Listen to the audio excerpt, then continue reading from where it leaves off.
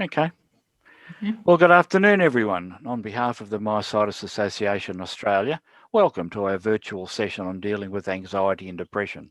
How does that sound? Pretty good. Before I introduce our guest speaker, Jeremy from Beyond Blue, I've been asked to read this disclaimer. We're honoured to have Jeremy, a community speaker from Beyond Blue, here today to present his journey of hope, recovery, and resilience living with an anxiety and depression condition. This session will involve discussion of a personal story and experiences with a mental condition and may touch on the theme of suicidality. For some of you, it may be difficult to hear this story, especially if you have experienced a mental health condition yourself or supported a friend or family member. The talk is completely optional, and if you're worried that the content may be triggering or upsetting, you don't have to stay with us, and you may, of course, leave at any time during the presentation. Afterwards, there will be time for questions, and we encourage you to check in with yourself and your colleagues and take some time to look after yourself and one another. Please reach out to your friends, your family, the Beyond Blue Support Service, or Lifeline on 131114 if you need further support. Thank you. Now it's my privilege to introduce Jeremy Suggett, who is a volunteer speaker for Beyond Blue, which is a national organisation that works to raise awareness about anxiety and depression, to reduce the stigma associated with these very common conditions, and to encourage people to seek help. And now here is Jeremy. Take it away, Jeremy. Thanks very much. Good afternoon, everyone. It's a real pleasure to be able to come and speak to you today. I've been involved with Beyond Blue for 6 years now and done over 90 talks over that time to a lot of different organisations, schools, universities, businesses, charity organisations, and I'm pretty much the go-to guy when it comes to going to correctional facilities as well. So I get to go around and meet a range of different people. The one thing I like to open up with these days is to let everyone know that mental health conditions are extremely serious. And when I've spoken to people and then people want to come up and speak to me afterwards, the most interesting thing is not one person has ever come to me and said they regretted putting their hand up for help. Not one. So the messages are pretty clear from Beyond Blue is that we want people to seek help early if they're struggling to recognize some of the symptoms, etc., that are going on, and I'll go through some of those. But also to seek help when things aren't going correctly with the brain, I guess, or in your life when it comes to those things. So it's the most interesting part about what I've learned over the last 5 or 6 years is when people open up to me, everyone's sort of relieved that they've gone and sought help at the time whenever they did do it. I'm assuming everyone's heard of Beyond Blue and knows a little bit about their background, and that they were started by Jeff Kennett around about the year 2000. It came from a country road accident observed by I think it was his son or daughter. I can't remember which one actually.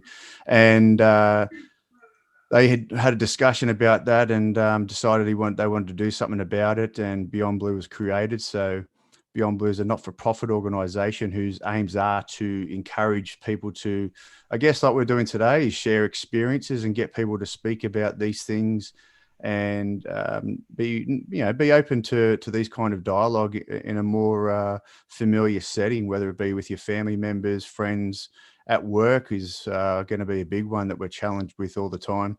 But also in a group like this where, you have certain challenges that are going on in your life that, not everything's going to go great. And we all know that next person next to us might be dealing with something a little bit worse than us. It doesn't matter. What you're dealing with is just as important as the next person.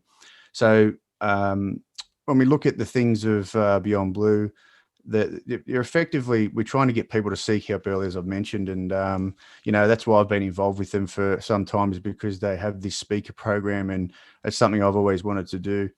Around Australia at the moment, there's around about 3 million people suffering from anxiety and depression.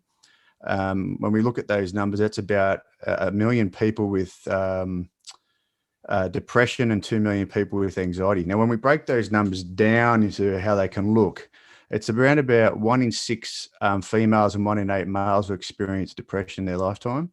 And obviously, when we talk about anxiety, it goes up. It's 1 in 3 females and 1 in 5 males. Now, that's in a general population where things are, you'd say pretty good, so to speak. When we start to talk about things like chronic illness and adding all these other factors in about what we're sort of coupled with here today, the increases, go exponentially up, as well they do in, say, Torres Strait Aboriginal people. Different ethnic backgrounds can increase amount of anxiety and depression. So there's a whole range of areas. One of the most concerning ones that I've sort of come across in the last few years, also given my parents are of that age too, is the over 65 age group has started to see an increase in the rate of suicide over the years. I'm not sure why that would be, and we could hypothesize about that all day, but could be something to do with living longer and life health versus life expectancy being off the charts. I don't know, but it's something that's certainly of a concern and that we all need to start talking about. When we talk about suicide in Australia, and I'm not sure if you're aware about the numbers on that, it's around about 8 people a day currently taking their life in Australia. That equals 2 times the national road toll.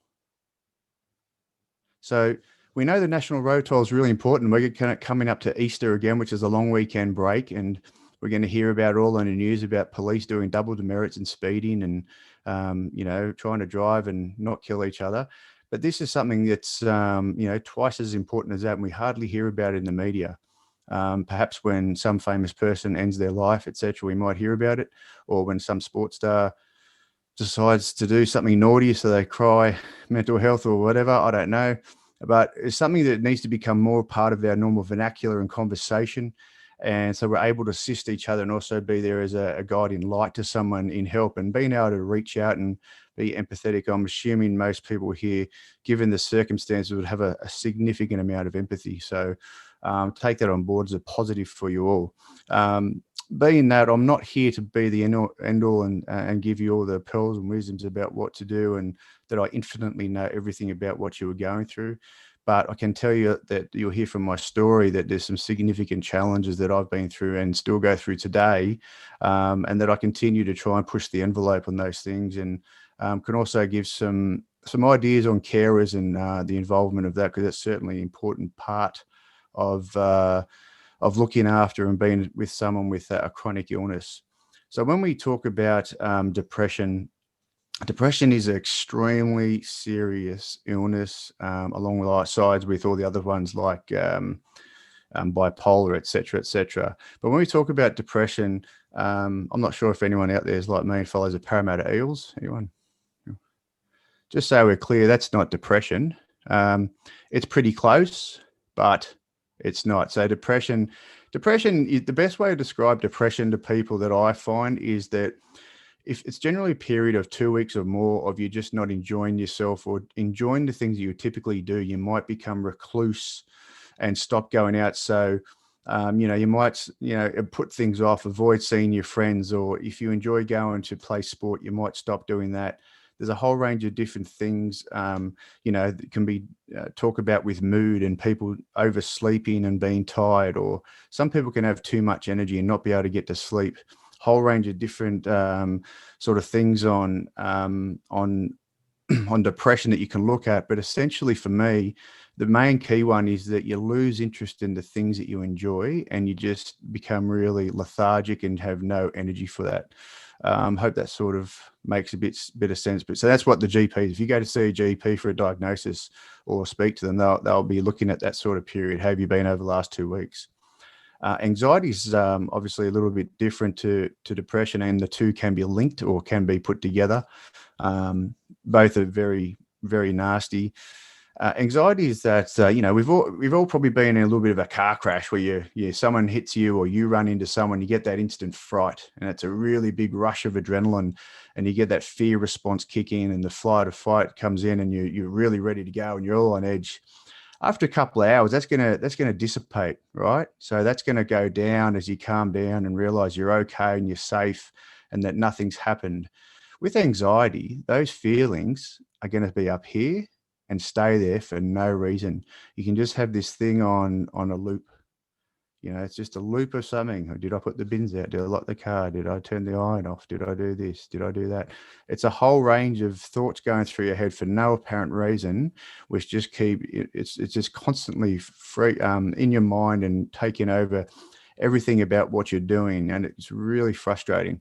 So one of the things we do when we look at these numbers, etc., is, you know, you look around a group like this, and a small group like this, but in terms of what we're looking at, you know, there could be some of you already or have family members or friends who are suffering from an anxiety or depression related illness today. So, and the numbers from that, you know, one in 3 and 5 and 1 in 6 and 8 tell us that could be the fact.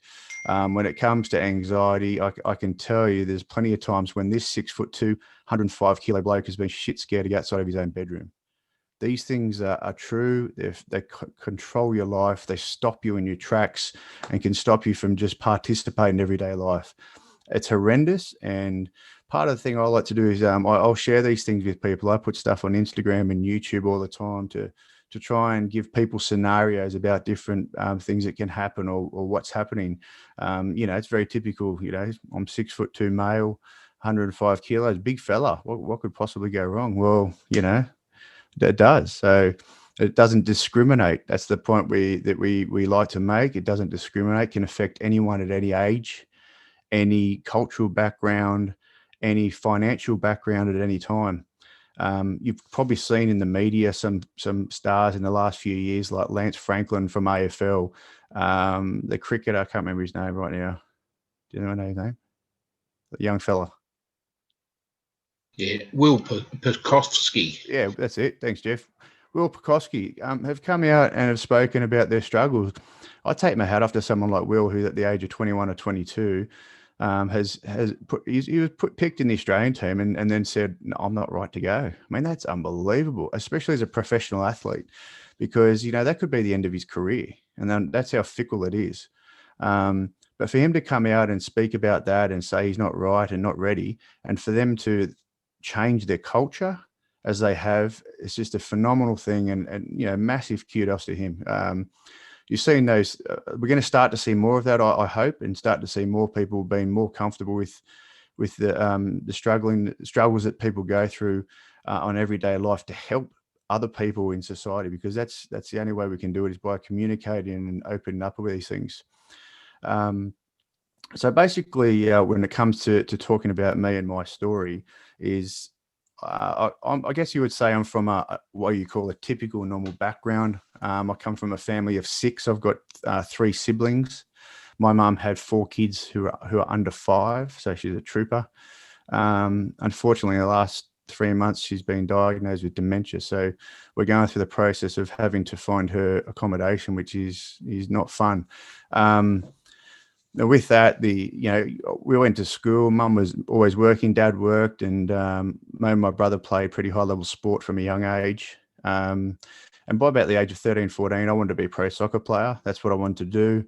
Had to drop cricket, probably because it was too easy, or I wasn't good enough. I don't know, one of the two. But I wanted to be a pro footballer. That's all I wanted to do, and I pursued that. And I was very dedicated, very passionate. And when I was 16, I had my first sort of major injury, and I was ruled out of the following National League summer season.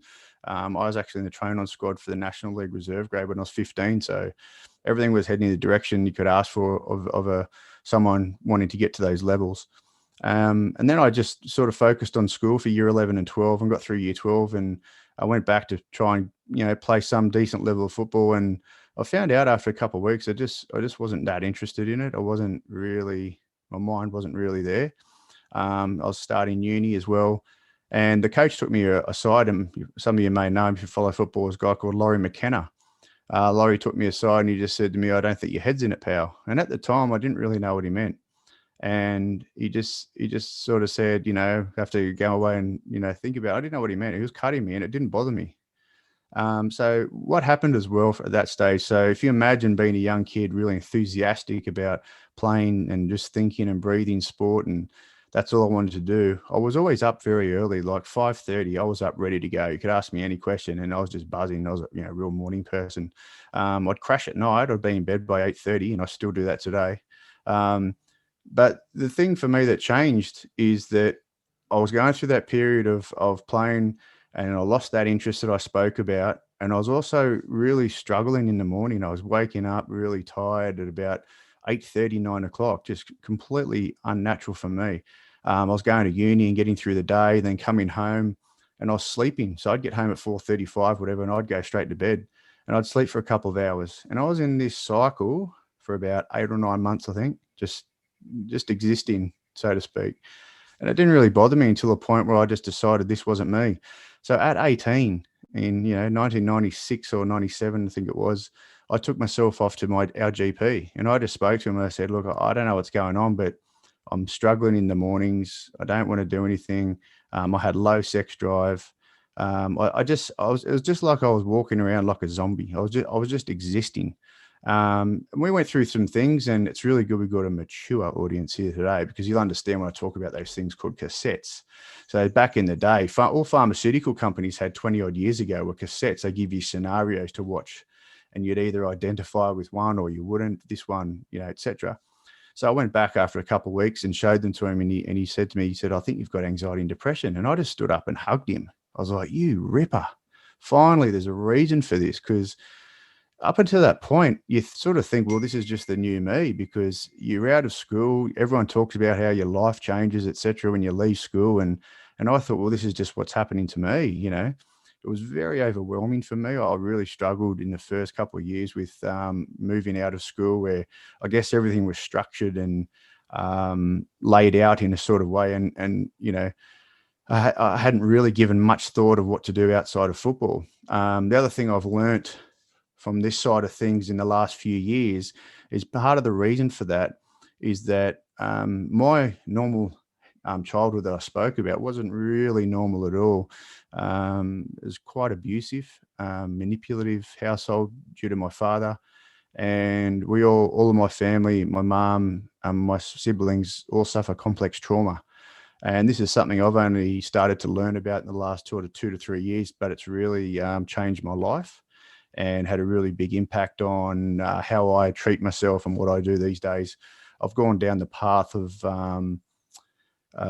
some things, and I'll speak about that. But so from that point, when the doctor diagnosed me, and I'm like, you little ripper, what do you do? Now, obviously, there's a range of different options available to you. The main thing and most important thing for me at that point was to get back exercising. So exercising and mental health is just, they go hand in hand as far as I'm concerned, as combination therapy. Now, I always get asked about medication and this and that.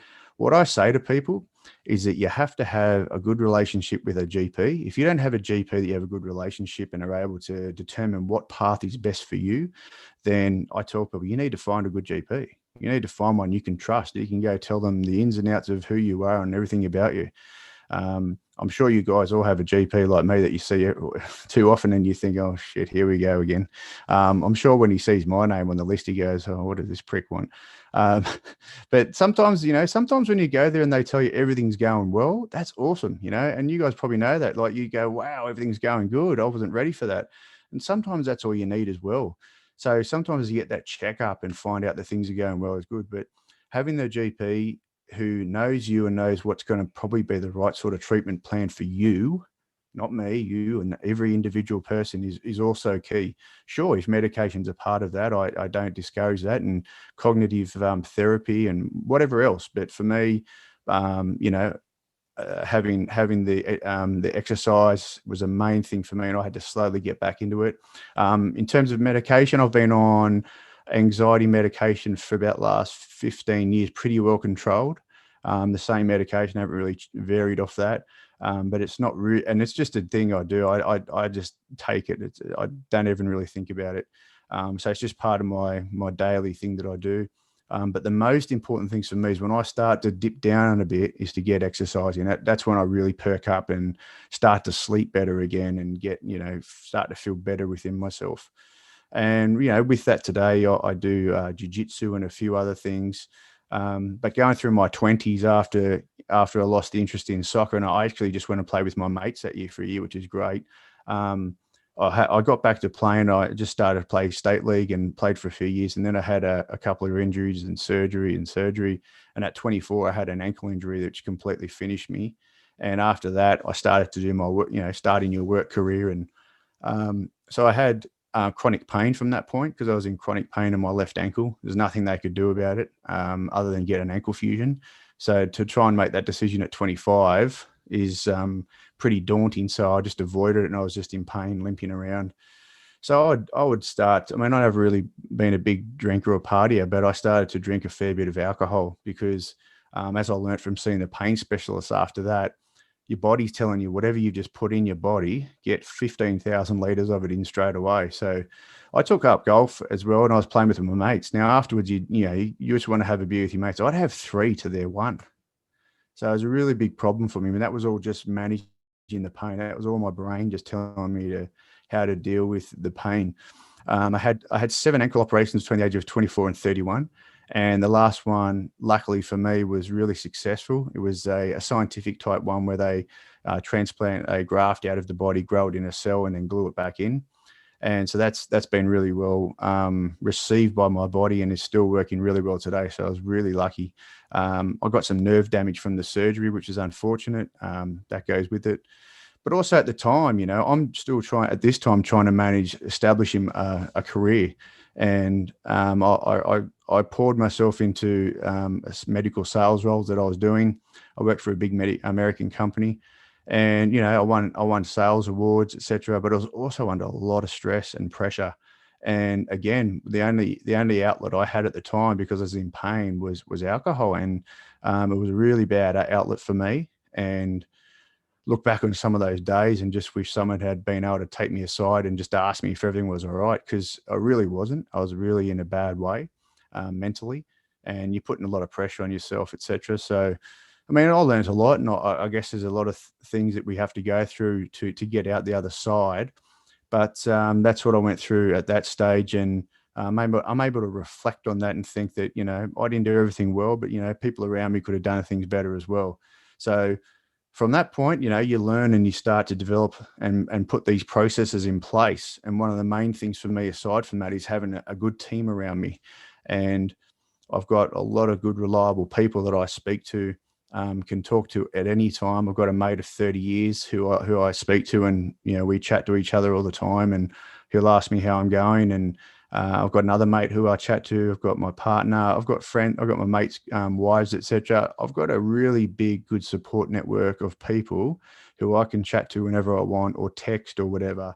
And part of the thing of that is it's really important to have a support network around you that you can do that and chat to people, because not everyone can handle every bit of this conversation or that conversation, but they might be able to handle that component. Everybody communicates and can take on things in a different way, and you just have to find which one works with what person, I guess.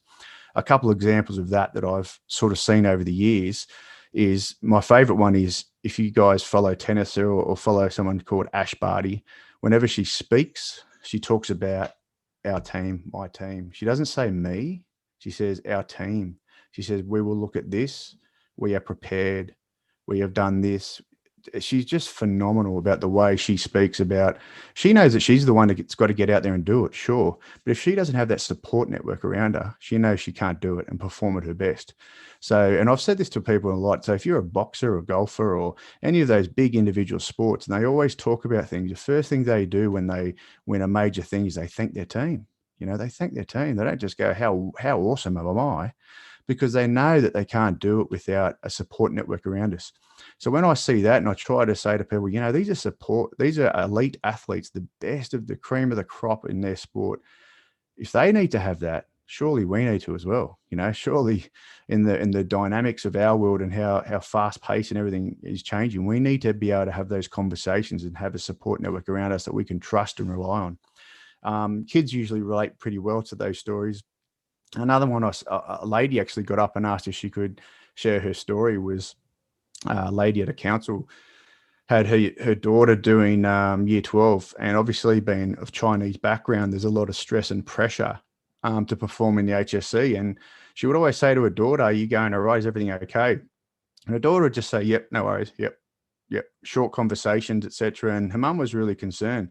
So one day she just sent her a text.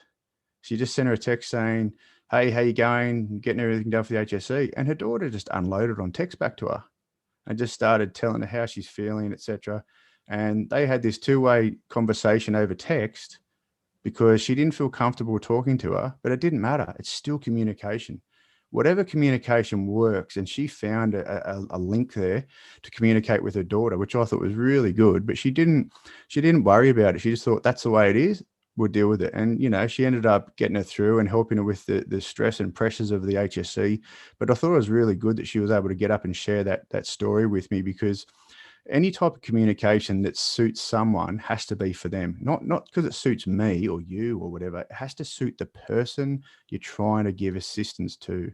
And it's sometimes very difficult to get that across to people. Again, I don't think I'm going to struggle with this group, given your situations. I think you'll all be very empathic and understand people and feelings and what people are going through very well. It's the other people outside that we need to educate. And, I spend a lot of my time trying to do that, trying to tell people, you can ask people all the time how things are going, even when things are good. You can ask them if things are good. There's nothing wrong with just asking someone about how they're going, how they're feeling. We're not robots, even though we're trying to be programmed that way. We're real people and we have real feelings. So from there, after, I got, I was about 30, 31. And I'd always wanted to start my own business. And I guess also because I just love punishment, I started my own business in importing medical equipment. And I've been doing that now for 12 years. And at the same time, I was also able to get back into getting into fitness, etc. And I got back being about 33, 34. I was really fit again. I was just really happy. Everything was going well. And at 36, I got hit with 2 autoimmune diseases in the same month. I got psoriatic arthritis and psoriasis. And, a bit of a kick in the teeth, and you go on about the process of just trying to understand what it is and managing it.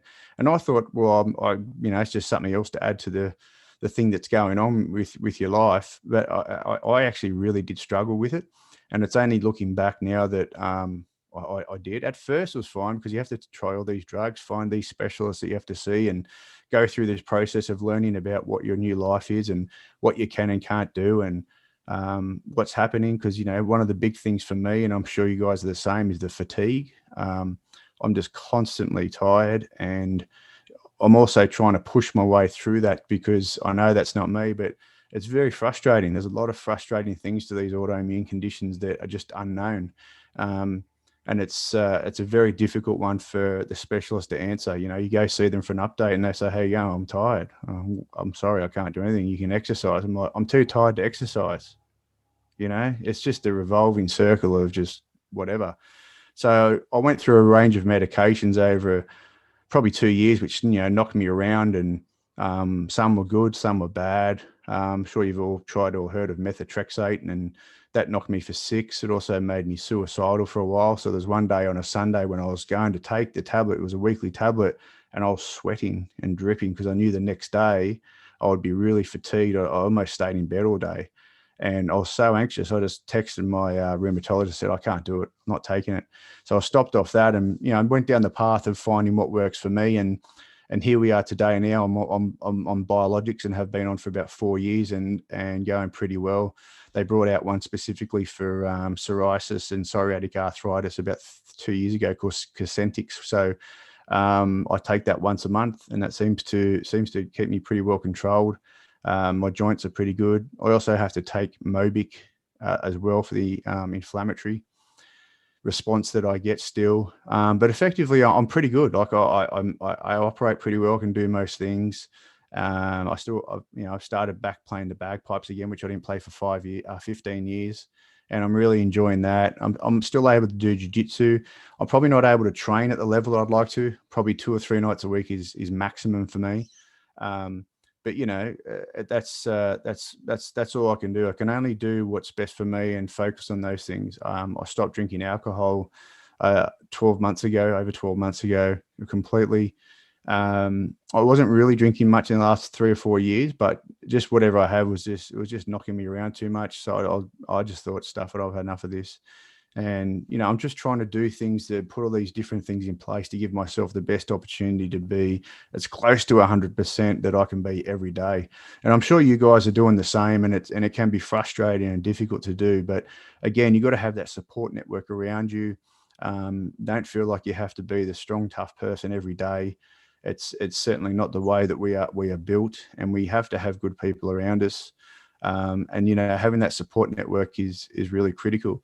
The other thing that comes with that, obviously, is that sometimes you can, you know, rely too much on that support network, like your carers or people around you. And one of the other things I talk to carers about is it's very important for them to take time out to get their needs looked at. You know, they need to take time for themselves to make sure their mental health is well looked after.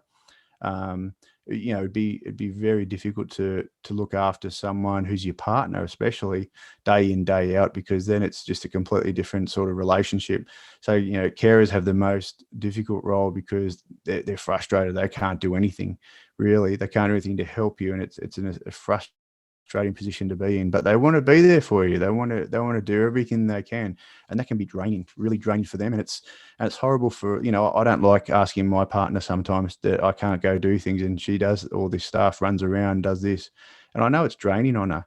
And I just ask her to, you know, just take some time out. So when she says, you know, I'm going to go get a massage, I'm like, yeah, good, go get it. You know, you deserve that. Have it, do it. So I'm also wary of the impact that sometimes how my fatigue or how I'm feeling or can have on other people. And it's also important for them to seek help, which obviously, you know, there's resources, etc., like that for carers as much as sufferers on the Beyond Blue website. It's actually got really good stuff on there. I'm not sure if anyone's ever been on there, but I'm always on there just before I do a talk. I'll go on there to see what's on there information wise, just to throw in more stats or different stories that are on there. So it's very helpful. They've got a call line as well. You can email them, you can text them. It's really good. One of the things I found about understanding how call centers work is over the last sort of 2 months speaking to Dementia Australia, just trying to learn about what my mum's going through and how that's going to affect us. And obviously my siblings are all being affected by it differently. And they're really good. You know, get on the call line, I have a chat to them. So imagine that's what it's like with the Beyond Blue guys. So if anyone's ever struggling, or you know people that are, just encourage them to have a chat to them if they don't want to go see a doctor, if they don't want to do this. But that's all we can do, is sort of encourage people to seek help, whether it be a friend, family member, someone at work, etc. If someone's struggling, you can just let them know you'll be there for them. You don't have to solve anything. You know, most of the time people just want to be listened to. One of the best things for me is when I'm not feeling great, my best mate will come over and we'll just sit on the couch for hours and not say a word. It sounds funny and to some people, but that just works for us. You know, we'll chat and do whatever, but sometimes we can actually go hours without having to say a word to each other, and it's comforting for both of us. And sometimes people just need that different bit of company and bit of friendship around, just to know that they're safe, you know, just to know that someone's there with them and everything's going to be okay. Because one of the things with mental illness as well is that you just generally feel like the world's going to end every day.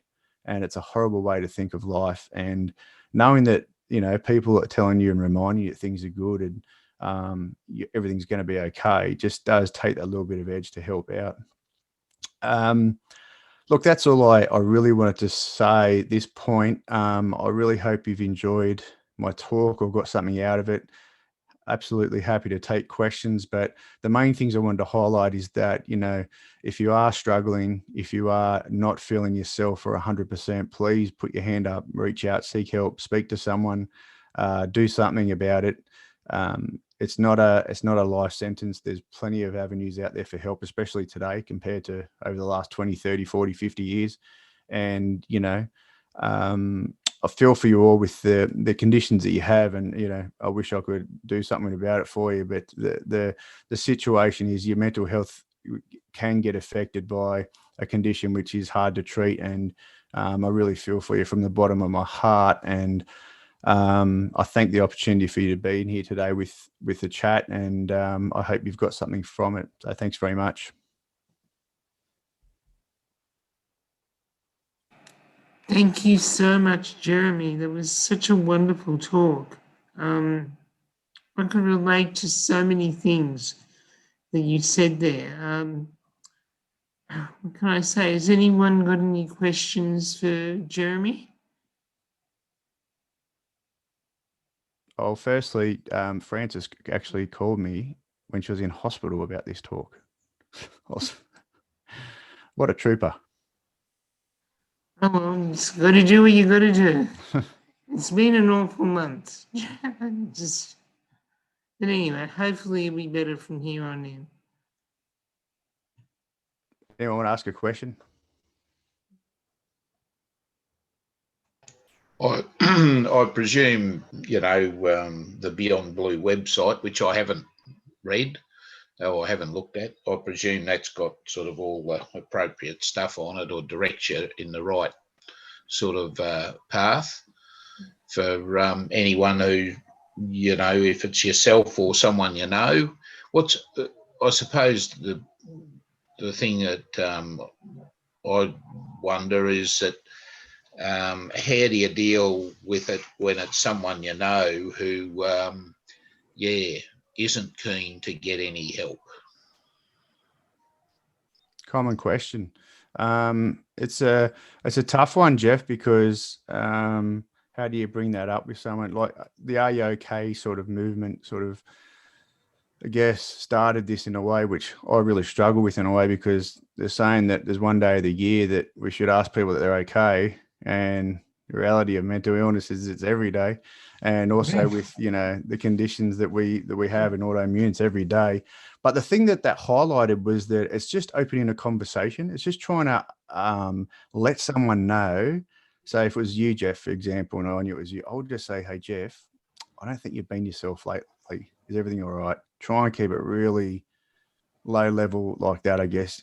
Is everything okay? You haven't been yourself, mate. Are you participating in the things you enjoy? You want to find out a little bit about them and see if they'll open up. But it's really to focus on letting them know they haven't been themselves. And just suggest that maybe they go have a coffee with you or go have a chat or whatever. And then from there on, you just let them know, look, I still don't think you've been yourself. I'm really concerned. Is there something we can do about it? And then you go through the process again. And then further on to the point, if they're not, responding, and what is it going to take for you to get help? And I don't mess around with this stuff, because I've had some people, and people here might have had experience with people who are suicidal, etc. But when someone's at that point where they're talking about this and talking about that, and people say, what do you do? I'm like, you call 000. You don't mess around with that shit. Someone's this and that and calling this person. No, you call 000. When someone's talking that way, 000. Lifeline is someone's doing stuff and talking about things. Sure, that's a great place to be. But when someone's at that point of you think they're in a disaster period, just call 000. But yeah, that's probably the best way that I can describe to people. Is just you just got to stay at people. Let them know that you're there for them. Let them know that, you're happy to go along to things with them, participate in things with them, just be that support that we all need, I guess. And if they don't get the message, you just got to say, look, what's it going to take? What is there a breaking point of view that we're waiting for? What are we waiting for here? And, if they don't get the message from there, then, maybe trying other friends or other people that might know them. And I'm not saying like an intervention, but because you don't want to embarrass someone or make them feel bad, but you certainly want to get them help. Does that help at all, Jerry? Yeah, no, that's fine. Oh, yeah. There's no real easy answers, is there? If No. they push you away. That's But the thing is with me, because I've grown up with this in my family. So my mum had depression all her life, and I guess we're sort of, it's a family joke sort of thing, But when someone's not well, we take it very seriously. And I guess the thing with that is, you get used to asking people and picking up on nuances and changes in behaviour. And I push my mates to the nth degree. So, I just stay at them. I just pester the living shit out of them, because I take it seriously, and I know the outside of it is better than the circle of storm that you're currently sitting in.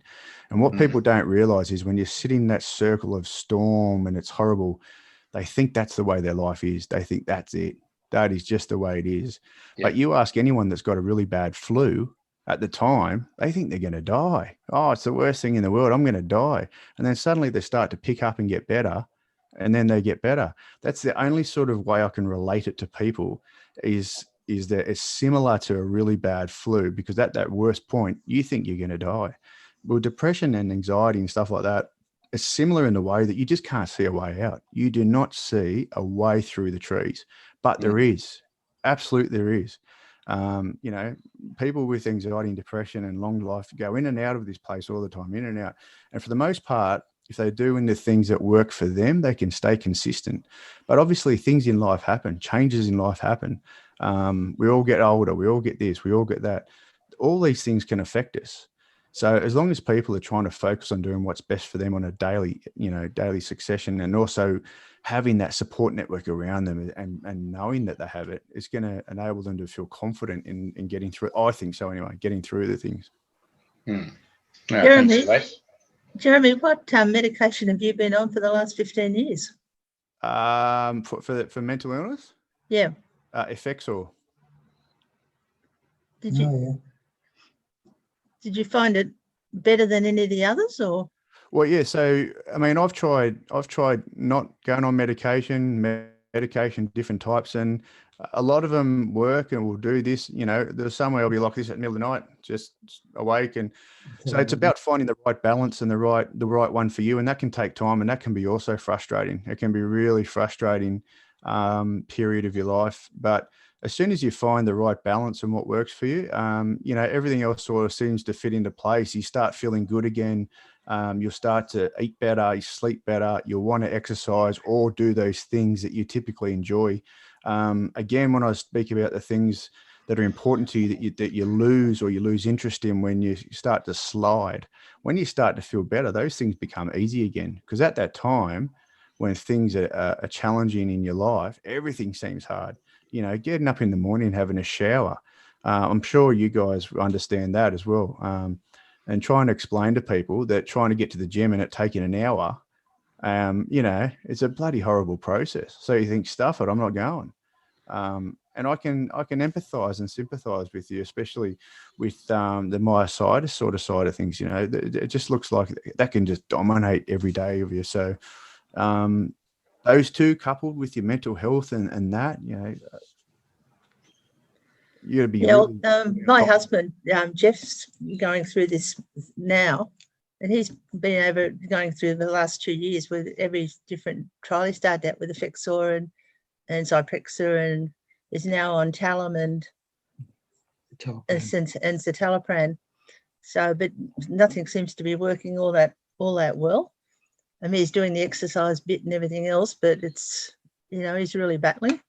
Look, the other point, I'm not a medical professional, so I wouldn't give advice. Yeah, that's fair enough. But the only thing I would say is, if you have confidence in what your GP is doing, then you've just got to give that feedback and say, this is what's happening, and then they'll be able to adjust from there.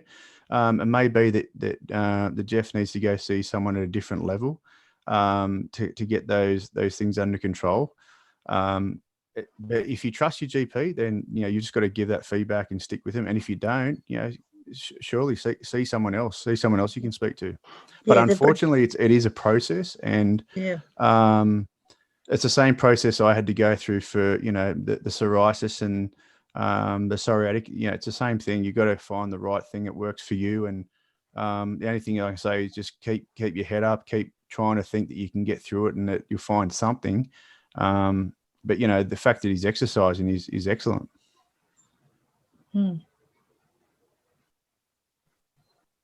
Not that much exercise. I have a question, if I can ask it now. As a general thing, when we're just talking to, you know, casual friends and people and acquaintances, they often say, how are you? Don't answer the question, because, you know, in our age group, which basically means anyone who's retired, everyone's got something wrong with them. And so it is, I would say, generally regarded as not a good idea to talk about your aches and pains or your doctor or anything like that, except to other people who have that specific ailment or condition. Do you think, Jeremy, therefore, that is a general attitude? And if it is, should we correct it? Or should we, in other words, give an organ recital at the drop of a hat or not? G'day, Graham, and I appreciate the question. A great question too. The another common one I get, because you're talking about a generational thing. I don't necessarily think it is, because I go through that too with my mates. I'm 43, and I feel like I can't talk to them sometimes, but I just do it. You know, how are you? To tell you the truth, mate, I've been really struggling the last few months. You know, yes, I'm in constant pain or this and that, but it's probably been a little bit worse lately. What's that done to me? It's made me not sleep as well. My mood, etc., is going bad. I'm snapping at my partner a bit more. You know, I think it is something that needs to be changed, because it should be a normal part of the conversation. Someone coming in and, you know, Graham's got a lovely smile and he comes in and he goes, "See, Graham, how you going?" And he smiles at you and says, "I'm going good." Well, what's that? That's the end of conversation. But what we want is we want Graham to be able to say, "Hey, you know what, Jeremy? Look, it's been really rough few months actually, mate, with the lockdown and stuff, and being stuck at home, and I'm not being able to move as much." Yeah, and I'll say, "Well, tell me about it, Graham. What's going on? What would normally be? What does a normal life look like for you?" It has to be part of a normal conversation. And particularly with males, we like to avoid these types of things. I think women are a lot better with these types of conversations. I don't know why, probably because they just don't have that ego. I don't know. That's just me guessing. I think males have this, especially in Australia. You know, Australia, we're a tough country, and, you know, we don't have anything wrong with us. I mean, I was like that as a kid. I had two aunties who were nurses. I'd go to a family function with plaster on my leg and they'd say, "What's wrong?" And I'd say, "No, nothing, I'm good." It's just that culture that we have.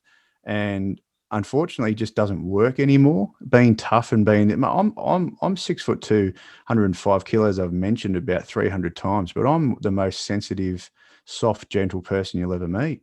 You know, in the band we play in, one of my favorite people to look after is a little 9-year-old girl who was very quiet, etc., in our band. And people say, "Oh, what are you talking to?" I say, "Because I want her to keep turning up. If you don't talk to a child and make her feel welcome amongst adults, she'll just go away."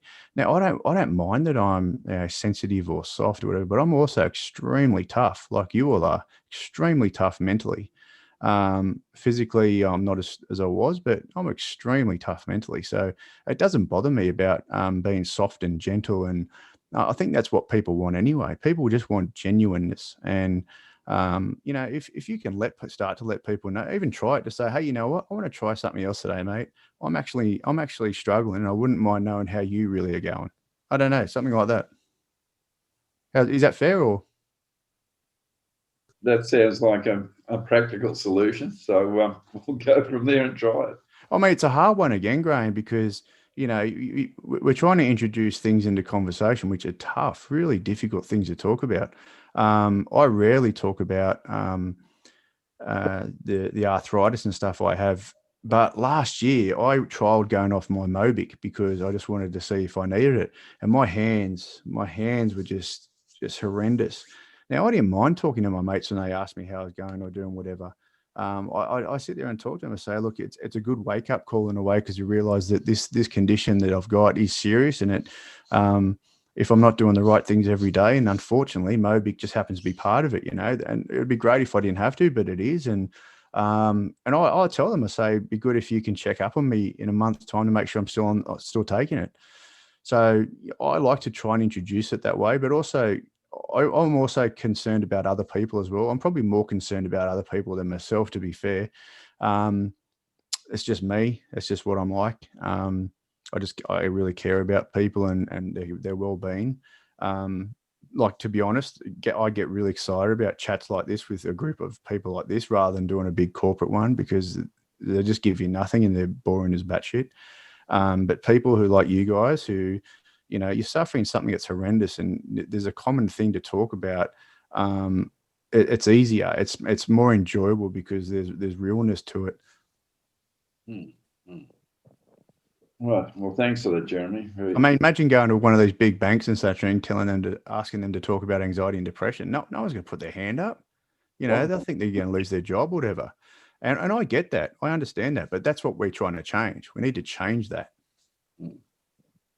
Well, I mean, it's like death, dying, and politics used to be the things you didn't discuss in public, kind of thing, unless with your mates. whereas you could argue furiously over, say, football or cricket or something like that. It would be very, very, you know, to the blood on the ground about that, about who was going to win the premiership or whatever it happened to be. But you didn't talk about serious things, except perhaps under the to very, very close mates, which you've had for years or something like that. But it does seem to be getting more spread now. I'll tell you another good one, Graham. And if you have grandkids who are up to about the age of 20, 25, or are exposed to young adults around that age group, they're really good at understanding mental health these days. Really good. They're educated in schools. They're really good at talking about it. I'll randomly talk to young blokes out at pubs sometimes. Just have a chat to them and ask them if they talk about it or how do they talk to their mates, and that they do. They're very well aware of it. So you might even ask your grandkids or something one day, just say, oh, you know, do you guys know about this, or talk about that? That's another avenue of a conversation for you. Okay, good point. Jeremy, my name's Christine. Thank you so much for your presentation. That was just terrific. And I've got a couple of questions. One thing that I've observed in our group is that men who, and in particular, have the particular disease, inclusion body myositis, which it can be very disabling, often suffer a real identity crisis with it because they've lost, you know, all that ability to do the handyman stuff around the home, or if, you know, used to going caravanning, they can't do any of the manual stuff associated with setting up a van and camping and all that sort of thing. And it's a major impact on identity and capability. And they often get very distressed that their wives are having to pick up the physical manual load of household handyman's handy jobs. So that's one thing, I suppose, is how can couples adjust to that change in the dynamic of the relationship? So that was one thing. And in relation, second question is about exercise. And I know I can harp on about this because I get a lot of benefit from exercise. But again, the level of disability for some people is such that exercise is really extremely difficult, extremely difficult.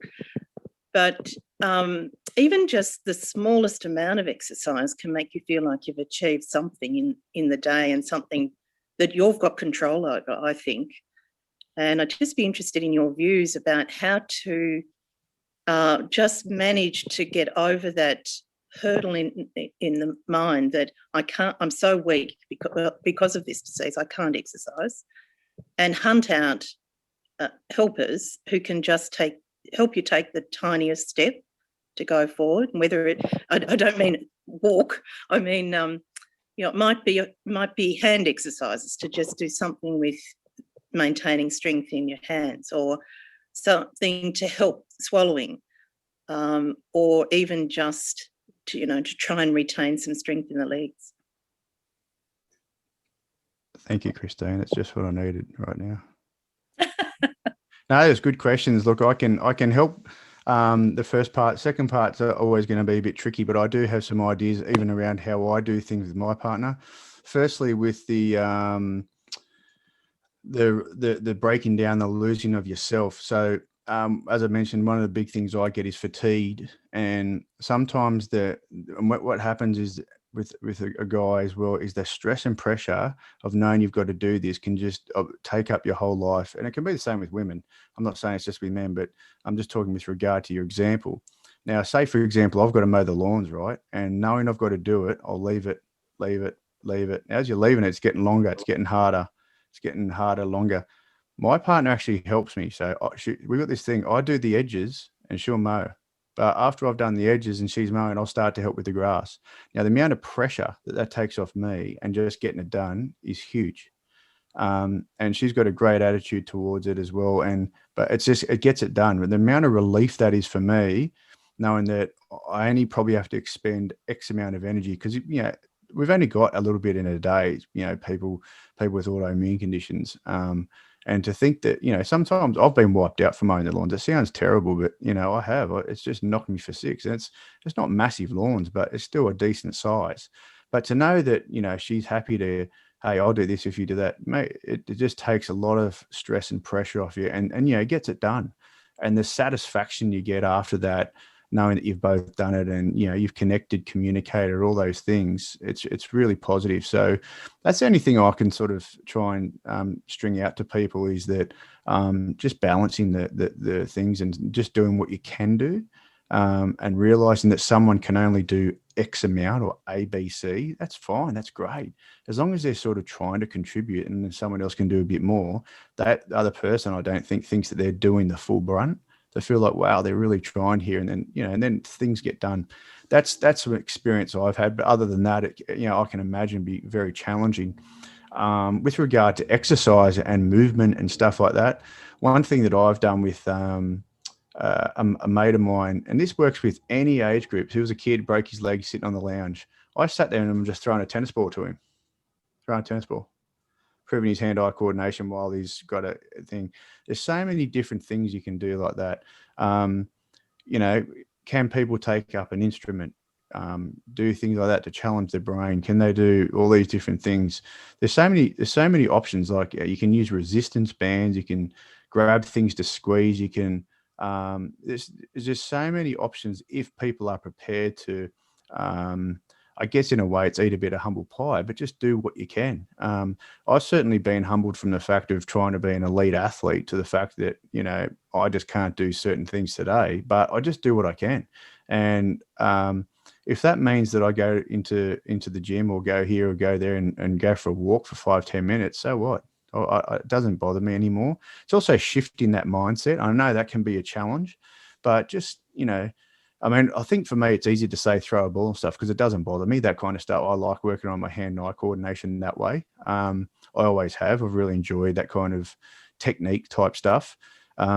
Juggling, try and teach in juggling, there's so many different ways you can trick the brain into focusing on something. It's one of the things, so I work in pain management. It's one of the things that they do in that area is, if you prick your leg with a pin that you can hardly feel once or twice, you won't notice it, but do it 1,000 times in a row, it's going to start to hurt. Now, if we just start to shift that focus off somewhere else, you won't notice what's going on. So I think it's kind of a bit of that in a way. Whatever you can do for a period of time, which shifts the focus of the condition or the this or the that, anything can benefit. Just pulling resistance bands, just sitting there with a bit of elastic, just, pulling it or doing this and doing that, just sitting down doesn't matter, or even just sitting, if they can stand up and sit down, just, watching TV, stand up and sit down in the ad breaks and just count it, see how many you did. Try and do more in the next ad break, make it a bit of a goal thing. There's lots of PTs out there, or what are they called again? Those funny people. I'm sure they can assist with those types of things as well. But, maybe even specialist people that provide that sort of stimulation might be able to assist. Exercise physiologists. No, I was thinking about that. I was thinking about, what are the other ones called? The ones that come and see you in the workplace. OT. OTs have usually got a range of different things that are really good at the home, because they work in hospitals a lot too. So, for me, this will keep me going until I'm in my 80s. My little practice chanter, so I'll be able to play music on that forever. So there's lots of different things, and it can be frustrating. And when you're used to doing one thing, I think it's just people just got to try new things and not be afraid to start at the bottom again, because that's probably the biggest fear that people have, is they start something they're not instantly an expert at it. Whereas I'm the opposite. I love a challenge, so I like going back and trying different things and being the worst in the group, and having that bit of determination that you've got to plow through it. And people are different, so you just got to try and work with them and find what works for them, I guess. I don't know if any of that helped, but Thank you. Yep. But the mowing the lawn, I'm telling you, the mowing the lawn one for me is massive. That's been a game changer. Get little Nat out there on the mower and at the end, I take video of her saying, you know, this is what you have to do to get people to help you these days. Have a bit of a joke. Trish and Terry, you both got questions for Jeremy? Yeah, I was just going to say that related to anxiety and depression. Trish, can you go a bit higher? You're a bit muted there. Can you go louder? Can you hear me? Can you hear me? Yeah, I can hear. I can. Oh, okay. Thanks, Jeremy. That was really great. Related to it, I think for me and for probably a lot of myositis people is just that anticipatory grief. Because, you know, you look on Facebook and you look at where the disease may or may not end up. And so trying to sort of find the joy in the moment can be really tricky. And at the moment with so much sadness, you know, with the floods and COVID and, I mean, trying to turn the news off. But it's that whole grieving is hard. You know, just trying to bring your focus back to the present all the time is, I think, important, and enjoying what's around you. But have you got any comment about that? You know, looking at a chronic illness that is not going to it's not going to go away. Just living with that. Yeah, it's another good point that comes up all the time. So I've had to do this quite a few times, Trish, in my life. And if I was to look, say now it's the end of March, right? Say it's April, and I was to look and go, holy shit, coming in the year, wow, there isn't much to look forward to. That can make that you're just wasting time away, or you're wishing time away, or you might have something in 8 months that you've got to look forward to. And what I try and do, and what I speak to people that say, it's easier for different people who like sports and this and whatever, but I just try and focus on the next thing that's in the next few days that might be enjoyable. You know, if I'm going to catch up with my mates, it's in 2 days. If I'm going to watch the footy, if I'm going to see this happen, I try not to focus on things too far ahead, because it can be debilitating, like you said. And you can be sitting there and get really frustrated mentally, because you've got, how am I going to get through this month? How am I going to get through this next 2 months? How am I going to get through this week? If you can try and break things down and have little goals or things that you can look forward to in a short period of time, I think that might help in a way. It's certainly helped me. You know, it's just one of those things I've had to learn to do. Like last year when the lockdown, when my business shut down for 6 to 8 weeks, and I couldn't get stock for 8 months. And I'm just sitting there like, what do you do? So I, again, try to break all these things down. I started back up with the music, which was a great thing for me. And that's once a week. So once a week, I've got to look forward to that. But then, you know, these things keep picking up, and there's another thing to add. And all of a sudden, these little things add up to a big thing. That's the only sort of way I don't know anyone else that has any ideas want to share, but that's how I try and do. I try and just focus on, you know, things that are worthwhile looking forward to, as opposed to worrying about the bad stuff. I mean, it doesn't matter what conditions we have, etc. Everyone's going to die. We know that. So trying to focus on things that you can enjoy is probably a better way to live life, I think.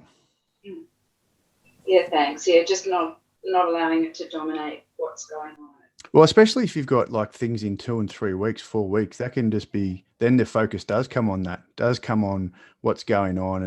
And like, just say, if like for me, when I've got a doctor's appointment, I really need to get them, but it's 6 weeks away. You know, that can be so frustrating, because all you're doing is thinking about what's going on, and I've got this pain that won't go away, and I need, you know. So I just try and break it down again and focus on day to day, or every 2 days, or a couple of things a week. And like tonight, you know, I play music tonight, then the footy will be on. That's something for me to look forward to. I don't know if that helps, but that's and I guess it's trying to create distractions that take the focus off it, because it's always going to be there. It doesn't go away, as you said.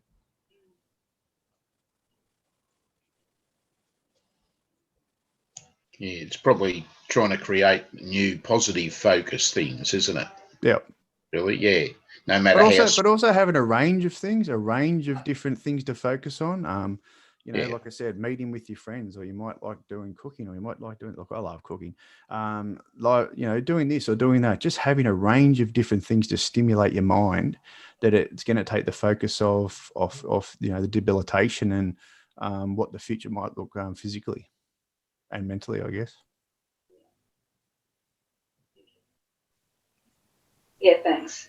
Yeah, that's right. It's just you do you do sort of plan your life and have lots of different things that are fun, or things you do with other people and whatever. But it's just trying to keep it out of your head. Yeah, but that's a really good idea. I think the hardest time for us all is when we're alone with ourselves, right? So Thank you. no worries, Trish. Thanks. Terry, did you have something you wanted to ask Jeremy?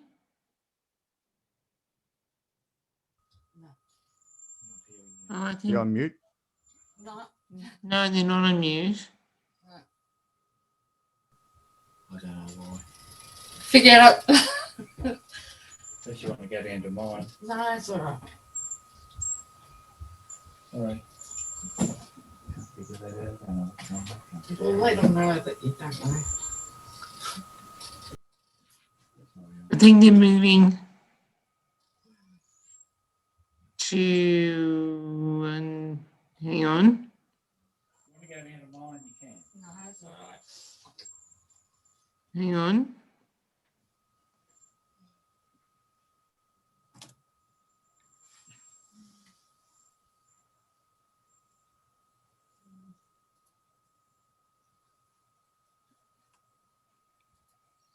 Terry, can you hear me? Yes, but you can't hear me. No, I can hear you now. You can now. Yes. Go ahead. Whatever happened, I wonder. Oh, it's all right, Dan. Yeah, Jeremy, I was just going to ask, there's a bit of a myth. For some people believe that if you raise the issue of suicide, you might push somebody into it. So what do you say to people who say, oh, I don't want to raise that question, I don't want to be to blame? How do you tell people that it's okay to raise the subject of suicide? I don't have any fear or intrepidation about raising suicide with anyone. It's a serious thing that can happen, and people's lives are at risk in what we're talking about here. So I don't think that you're going to push anyone to the edge if they are suicidal at all. I don't know what other people will tell you, but I don't believe that for 1 second. You might give someone relief in by letting them know that you're worried about them, etc. But from what I've seen and what I've read, most, especially with men, the first time that most people will know there's anything wrong with them is when they take their life. So if you raise something before then, you might be doing something saving their life. So I can't see any issue in discussing things with people. Obviously, methods and stuff like that is, we don't want to do that. And laughing and joking about this and that is probably not the best way to do it. But I think it's an extremely serious subject that needs to be spoken about. I speak about it regularly in my videos, and the need to be able to talk to people and ask them if they've ever had those kind of thoughts, or if what they know about it, etc. I think it's critical. I don't think you're ever going to push anyone. I think that would be a horrible thing to bear on someone, but I don't think you would ever push anyone to the brink of ending their life because you asked them about it. I think the advice I've had before was that you need to ask, and you need to be fairly direct, because especially with blokes, it's and I know one of my friends who one of his good friends suicided, and and he said, he'd been told, yes, you need to ask very directly. And you say, mate, you're not thinking of hurting yourself, are you? Because, in those sort of circumstances, because you want to find out how they are really travelling and try and get them some help. Whereas if you don't raise it, it's on a one-way path. It comes back to that thing I was saying before, Terry, that if you notice someone's behaviour and the way they are, and you don't think it's how they normally would be, you can raise that with them. And then you can go through those steps I said of just staying at them and letting them know that you're going to check on them in a few days, and you can check on them in a few days after that. And then it gets to that point of saying, look, what's it going to take? I have genuine concerns about your health and well-being here. What's it going to take? What is the crisis point here? And I'd hate to see you do anything to yourself involving self-harm, because, you know, it doesn't need to be that way. Yeah, I think you're right, Jeremy. I think, you know, if you say, oh, look, you know, have you thought about taking your life? You might just open the floodgates. They might get them talking. So, well, yeah, I have. I have thought about it. And that's when, as you say, ring 000. If there's nothing that you can physically do to stop them, then they need help urgently. So, you know, I don't think there's any. I don't think you should pussyfoot around. No. Confront them and say, I think you might be, you know, in danger of suicide. What do you think of that? And if they say, well, actually, yes, you know what I mean? I might just open the floodgates. I think it's a good thing. I do too, Dan. I think the hard thing is, though, is again, I don't think you would know with most people who have got suicidal ideation. I think they tend to keep that very close to their chest.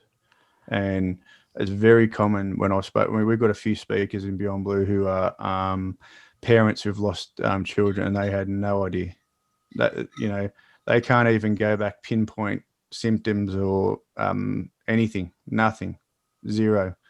High achievers, good looking blokes, world at their feet, you know, the list can go on and on. One day taking their life, you know, and the same thing happens for girls as well. But I think girls are a bit more seeking. They want help, you know. They'll do other things first because they want it's not attention. So it's they want help, and they'll do it to a point of not harming themselves. Whereas guys just go bang. Unfortunately, blokes often see discussing that stuff as a sign of weakness, don't they? Yeah, look, I don't know, Jeff. I think what I say to people is when someone's at that lowest point, I can't imagine how ill or how unwell or how unworthy someone feels that they think that is the only solution. I would never be critical of anyone that, you know, went that part. I get very distressed about it because you just wish you could save everyone. And I guess that's the main reason I do what I do, being a male, is that if we can have an impact on one life, that's a job done for me. And getting more people to talk about these things and have someone say, you know what, I've had bad times, and then this happened, and now I went sought help, and geez, it was tough at first, but you know, whatever.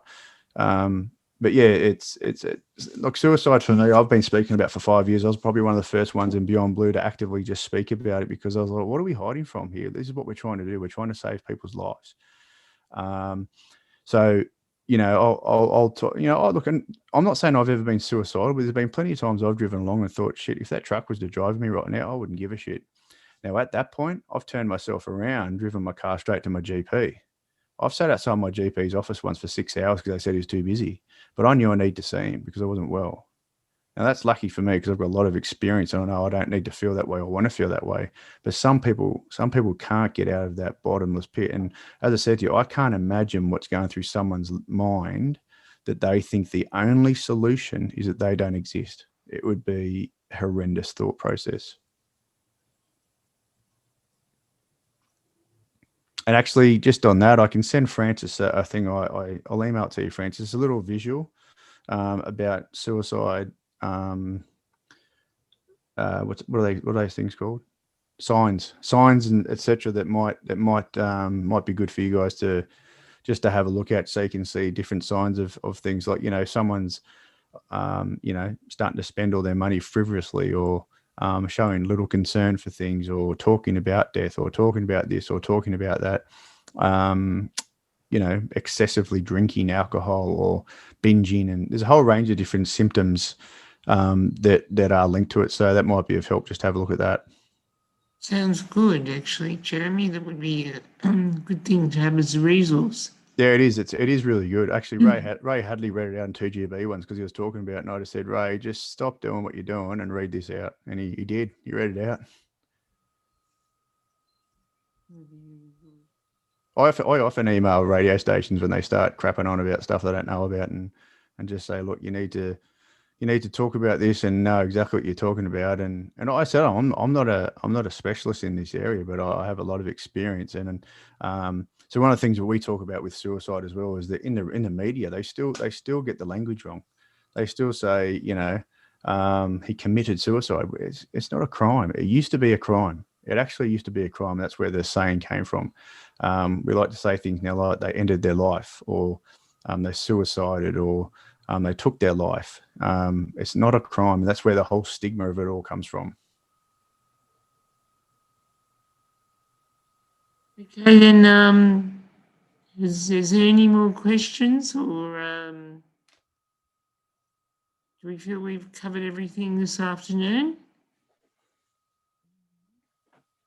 I think we have. It's been very good, Jeremy. You've got a very down-to-earth attitude, and I like that. You're very direct. I think that's great. Keep it up, mate. Keep it up. Thanks, Dan. Yeah, I it's appreciate it. wonderful. I am extremely direct when it comes to this stuff. Yeah. I think Christine, well, I think we're kind of towards the tail end of this meeting, but I think Christine has a couple of words to say. Yeah. Oh, Jeremy, look, thank you so much for today. It was just so insightful and practical. It was terrific. And I don't mean to rush away from the topic at all, because it's a very important one for us. But I just want to mention something to our members before we all sign off, and that is that the month of May is Myositis Awareness Month. And as a committee, we're looking ahead to what we might do. And just to let you know that the association has been working behind the scenes all year, really, especially during the COVID time, to just keep the momentum going across our group and get more and more information out into the public about myositis. And over the last 6 months, we've published an article that went online to 40,000 GPs across Australia with a view to trying to improve diagnosis and reduce delays. And right now we're working on a series of articles that will be published in the national magazines for physiotherapists and exercise physiologists and OTs and speech therapists, dietitians. We're also sending all our brochures to social workers in public hospitals across the country. We're making sure that all the specialists that we know about have our brochures so that they can pass them on to new patients. So lots of stuff going on behind the scenes. But what I'm saying is that I really also want help from all our members. Any creative ideas you've got for Myositis Month, and it doesn't have to be for this year, it could be for years to come, because we'll obviously need some preparation time for something that's really creative. Do pass them on to us. Just send it to our general email at mail@myositis.org.au. And so creative ideas, if you've got any particular skills that could help us out, if you've got contacts in the media, if you've got writing skills, film skills, anything at all that would be of help to raising awareness. And even at the very basic level, I think all of us have family members who just don't get what this disease is all about. Just make sure you tell them, absolutely tell them about it.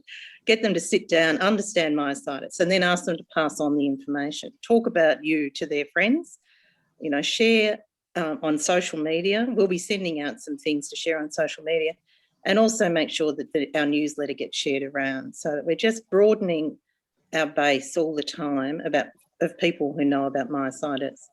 But please do let us know if there's anything that you can contribute for us because of your skills or your background or your connections. So thanks very much, Francis, for that opportunity. And I think someone's got a hand up, have they? Christine, can I just add something there? Yeah. The other, further to our ideas, one of the ones that we are looking at is whether any of our members would be prepared during May Myositis Awareness Month to contact their local radio station or community announcement page and put something out there, letting them know that myositis does exist and that we are looking for people in your regional area to actually form a group, because we know that we've got people in various pockets. And I actually had one today asking in the Campbelltown area from an OT, and she wants to know how could she put her necronising person in touch with other people. So, you know, we worked out a strategy for that this morning, but this is the thing, if we can actually put something out on community radios, local regional radios, that there is a myositis association, and if you're willing to sort of just say a few words about just what you've gone through, that would be really good. But we're going to send that out as an email down the track, but it's just something to think about. Thanks. Thanks, Anita. Thanks, Francis. Yeah, no, thank you. And I think, look, it was a wonderful session today. Jeremy, you are a wonderful speaker.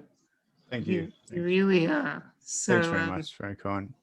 I enjoyed it immensely. But, Excellent. Bye-bye. Thanks for your help. yeah, thank you again.